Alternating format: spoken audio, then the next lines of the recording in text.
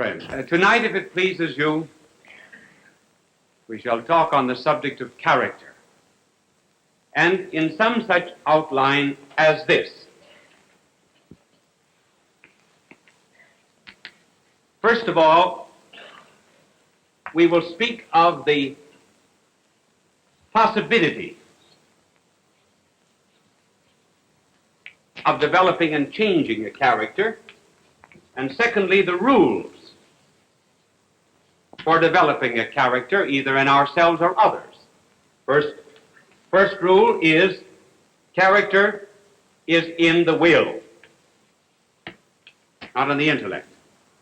Secondly, as regards others, look for the best. That is to say, in others. Third rule, look for the worst in ourselves. First of all, the possibility of character. I believe every single person in the world has just a certain amount of energy, and some are much more richly endowed than others with it. If we use an example from physics, we might say that certain people, for example, have what might be called 10 ergs of energy. They have just that much. And then others have 20, and others have 50 ergs of energy. The result is that they're able to go in the direction of goodness, and they're able to go in the direction of evil, too, with much greater rapidity and energy than others. And this energy, as I say, is not the same in every human being. I think that possibly any sinner is capable of being a great saint. And any saint is also capable of being a great sinner. Now let us give an example here of how this energy works. We say, first of all, some have little energy, and they go in the direction, call this goodness. They have 10 units of energy here, and they only go in this much, either toward goodness or toward evil. Others have 20, and they go much more, either in the direction of goodness or the direction of evil. So that a person who has a great tendency toward evil can completely change and become very good, particularly with the grace of God. I believe that Lenin, who did so much to establish communism in Russia, just barely missed by a hair's breadth of becoming a St. Francis of Assisi. If he had only gone in the other direction, the direction of goodness,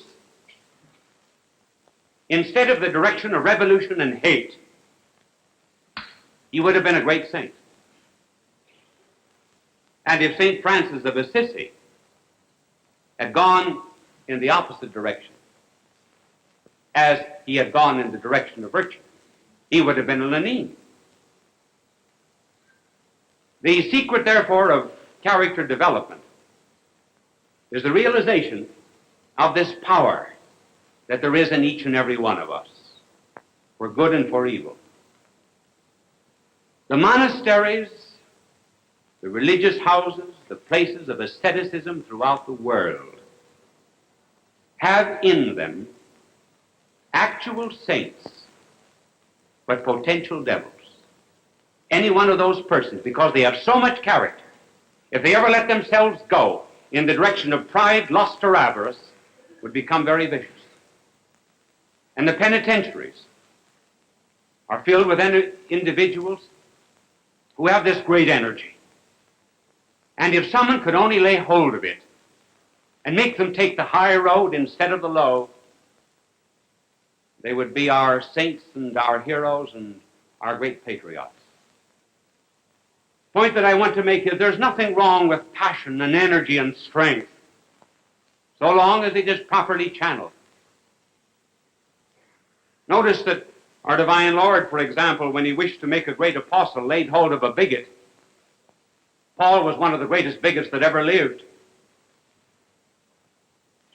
And only he who could ever hate like a Saul could ever love like a Paul. Our blessed Lord never extinguished, for example, the passions of a Magdalene. Only someone who was as vicious and as evil as Magdalene could ever become as virtuous as Magdalene. She has been called the 13th apostle.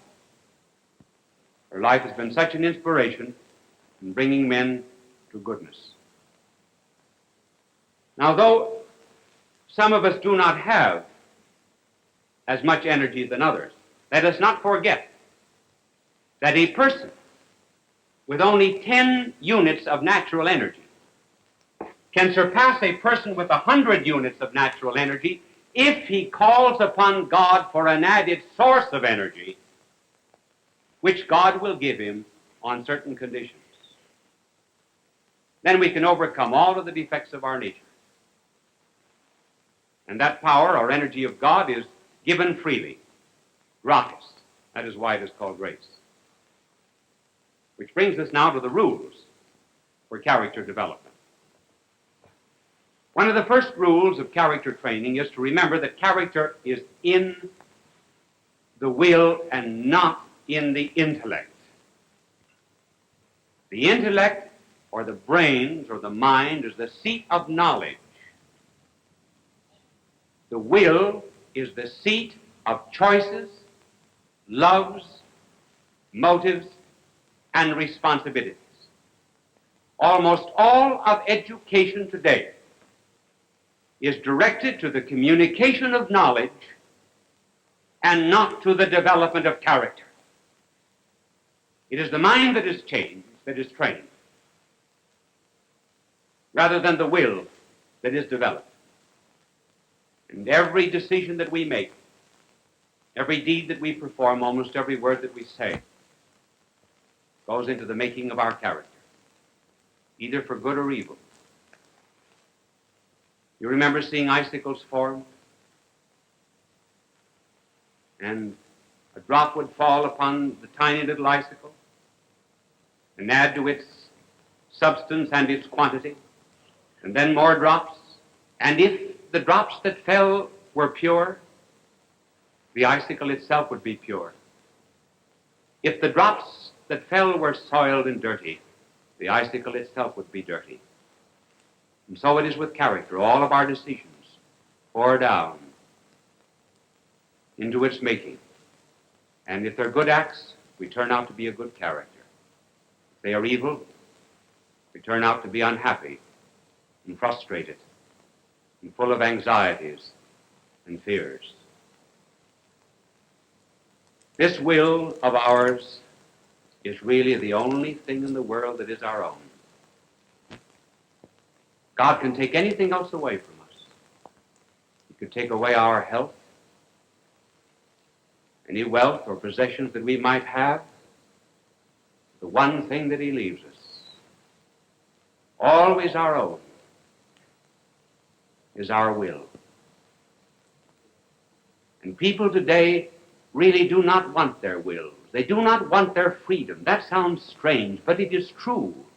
The tendency today is to shift responsibility for decisions onto something else.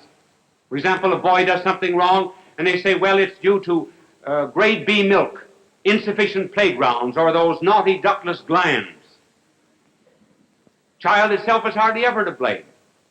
The present tendency in the world today, actually, is to reduce all responsibility to something which is subhuman.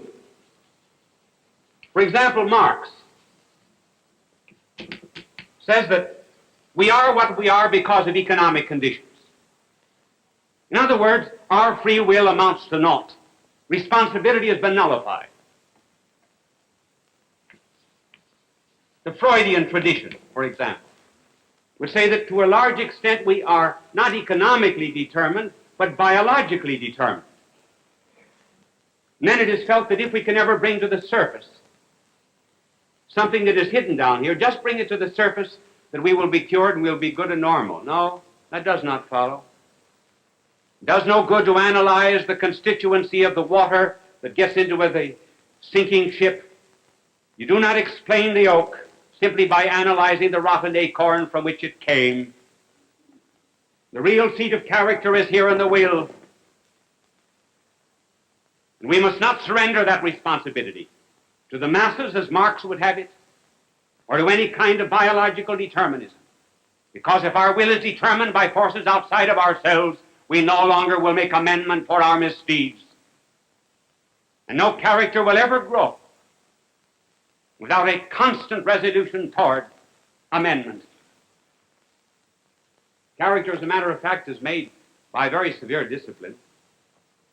You've seen a sculptor at work on marble, and the sculptor will first of all take a heavy chisel, and then will cut away great, huge chunks of marble.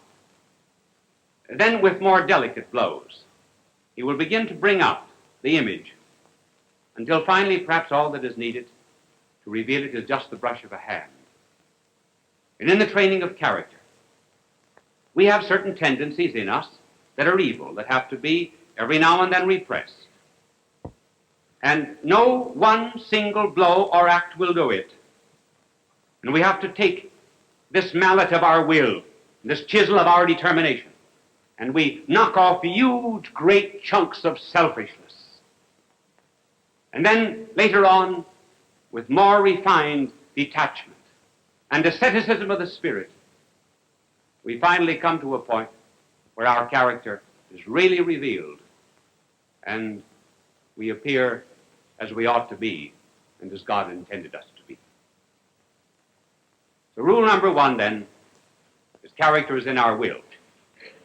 Rule number two, and this applies to character training in others,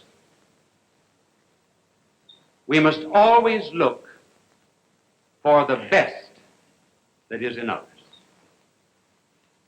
When people are down because they have sinned, because they have made a mistake, or because life is against them, or because they consider themselves failures, there is nothing that is more important than to give them the helping hand and to be, in their regard, an apostle of encouragement. There is something good in every single person of the world if we would only just lay hold of it.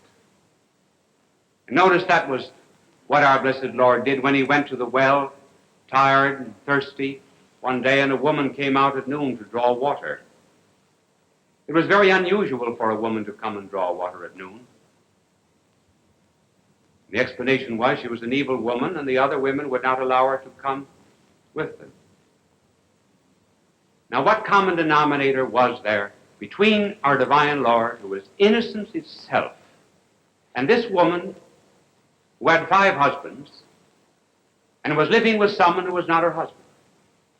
There was only one common denominator that was left. There was only one good thing in that character that our blessed Lord could find. And down he went until finally he found it. And that common denominator was a common love of a drink of cold water. Whenever God wishes to do a favor, he very often asks for one. And he asked her for a drink. And then he led her on from the thirst for natural water to the thirst of her own soul. He looked for what was best in her. When we see others, therefore, who are defeated or cast out by others, give them the helping hand. I remember a couple of years ago I was in Boston, and I was eating in the dining room of the Hotel Statler. And at noon I looked up and I saw 2 shoeshine boys that were leaning on a great purple curtain that was at the entrance of the dining room. These boys had on dirty T-shirts and crude shoeshine boxes thrown over their backs. Their hands, of course, were black both with dirt and with shoe polish. And as soon as the head waiter, the Statler, saw them, he says, "Get out of here!" So he chased the boys out. I left the dining room and went out after them. And I engaged them in conversation, and I said to one of them, we will call his name Johnny, though that is not his name. And I said, Johnny, where do you go to school? He said, I go to such and such a school. But he said, I was thrown out of this particular school. And he mentioned the name of some Catholic school he was thrown out of. And I said, why don't you go back? He said, they won't take me back. Well, I said, will you go back if I get you back? He said, you can't get me back. Nobody can get me back. Well, I said, I can get you back. He said, who are you? Well, I said, I won't tell you who I am, but you just tell me the name of the sister and I will write to her and get you back. So I wrote to the good sister and I told her something I believe I mentioned on television some weeks ago about the 3 boys that were thrown out of schools, Hitler, Mussolini, and Stalin. And I said, nobody knows who were the valedictorians of those particular classes, but who did not know Hitler, Mussolini, and Stalin. And I'm sure that the educators wish that they could take back those boys again. So why not take back Johnny and give him another chance? I see Johnny every now and then. He's a very, very fine young fellow, and, well, so very good I will not even talk about it now over the air, except to tell you that in all things we look for the best that is in other people. Remember when St. Paul went to the hill of the Areopagus in Athens? Here he was to meet the senators of Greece. And on the way up to this hill, everywhere he passed statues of pagan deities. St. Paul knew that he could never win over those senators with the higher life that he was preaching unless he found some common denominator with them. Look for something that was good in their lives. And when he addressed them, he did not give them an harangue about all of their pagan statues. Rather, he said, gentlemen, I perceive that you are religious. For I saw on the streets, your streets, a statue to the unknown God.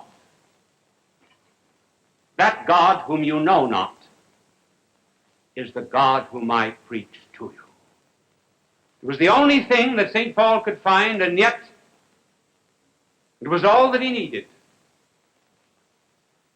And so, in dealing with other characters, find something that is good, like the poor street cleaner that died, and everyone abused him. He said he was unfaithful to his wife, and he was an alcoholic, and he was dishonest, and everything else. And one man looking around for a common denominator and for the good things said, I know all of those things, but he said he did sweep clean around the corners. And there must be in every single life some good little detail like that we can begin with and use it as the stepping stone for character formation. And finally, the last rule. We always look for what is worse than ourselves.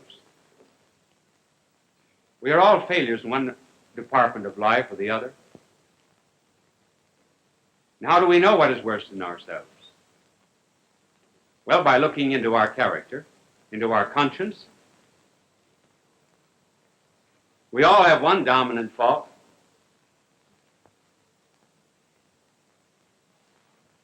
The 7 pallbearers of character, or the 7 dominant faults, are easy enough to analyze. They are pride, covetousness, lust, anger, envy, gluttony, sloth. Pride, egotism, selfishness, covetousness, desire of possessing that which belongs to others, inordinate love of flesh, lust, anger, hot-headedness, gluttony, overeating, sloth, laziness, and envy, and jealousy. If we would, after an examination of conscience, lay hold of this dominant fault of ours, we could make that the basis of the strongest part of our character.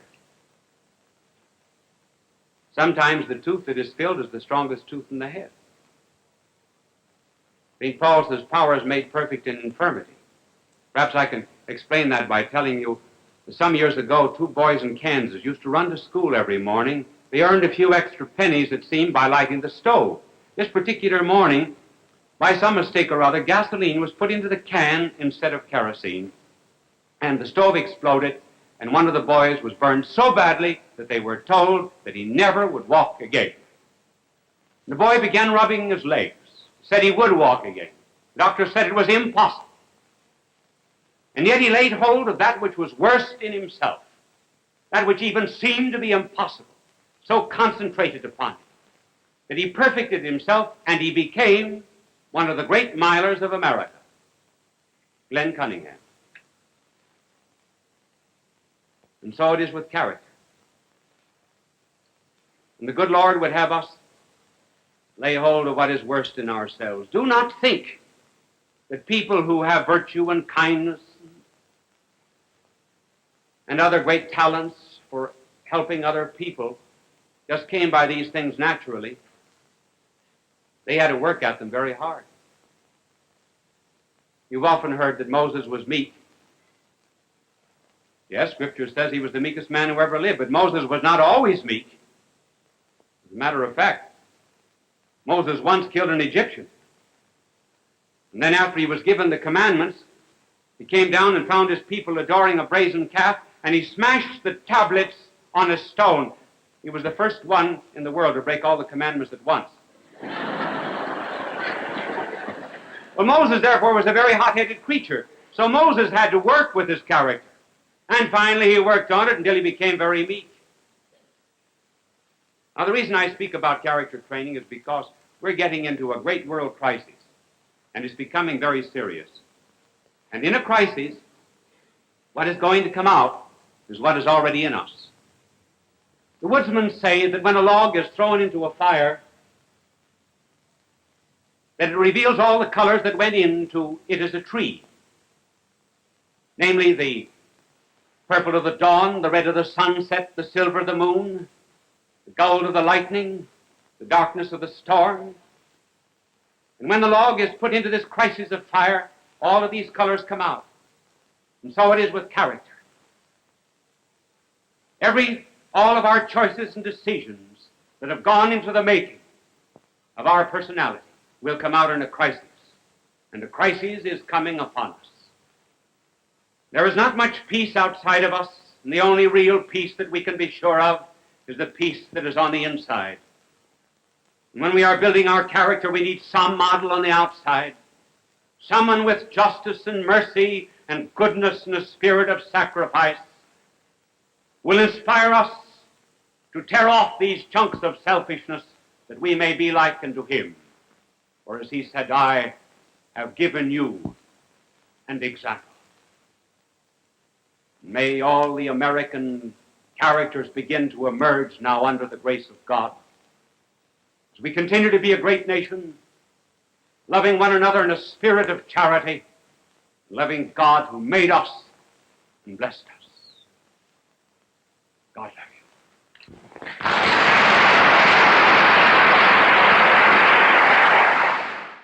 People of all faiths recognize Bishop Fulton J. Sheen as one of the greatest communicators of the 20th century.